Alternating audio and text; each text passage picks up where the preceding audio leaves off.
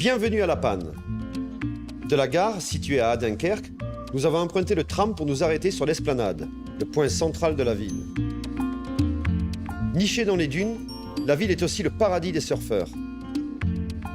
Mais l'histoire du char à voile, c'est à La Panne qu'elle s'est écrite.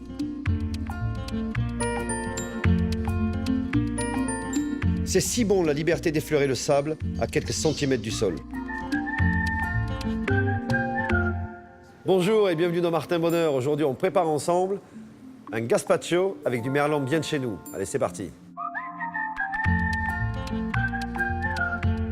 Les ingrédients pour la recette du jour. Donc ça, ce sont des beaux filets de merlan. On a aussi des jeunes oignons, concombres, poivrons rouges, poivrons verts, un petit piment doux. Il est jaune, mais s'il était rouge, ça ferait aussi l'affaire. 2 tomates, un citron et un petit peu d'ail. Voilà, on va commencer par mettre dans notre pot ici. Alors, on va mettre du poivron rouge, du poivron vert. Alors, le piment, vous pouvez mettre la moitié. L'ail, on va mettre... Quand c'est de l'ail cru, vous en mettez une seule, hein, ça suffit. Hein. Voilà. Alors, l'oignon, on enlève quand même la partie moins jolie. Et on va utiliser à la fois le vert et le blanc juste au bout. Donc, le concombre.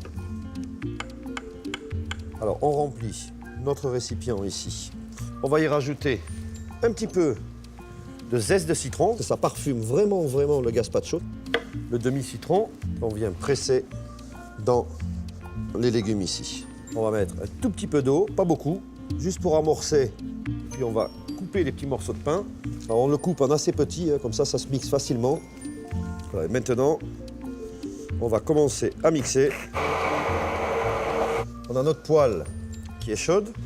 On va mettre un tout petit peu d'huile. Voilà, et on va découper nos filets de merlan. Et on va venir rapidement, en les assaisonnant, les faire sauter. Maintenant, on va verser le gazpacho dans le bol. On va venir mettre dans un coin ici le poisson. Voilà, et on peut le servir avec un petit peu de concombre, notre toast de pain et le poisson, bien sûr. Donc voilà, si jamais vous n'avez pas envie de cuisiner ou que vous n'avez pas le temps, n'hésitez pas à venir à la côte, surtout. Venir à la côte pour trouver des bons restaurants qui vont vous servir les poissons bien de chez nous, très bien préparés. Et puis surtout, n'oubliez pas de prendre des photos et de nous les envoyer sur votre page, la page Facebook de Martin Bonheur. Bon appétit.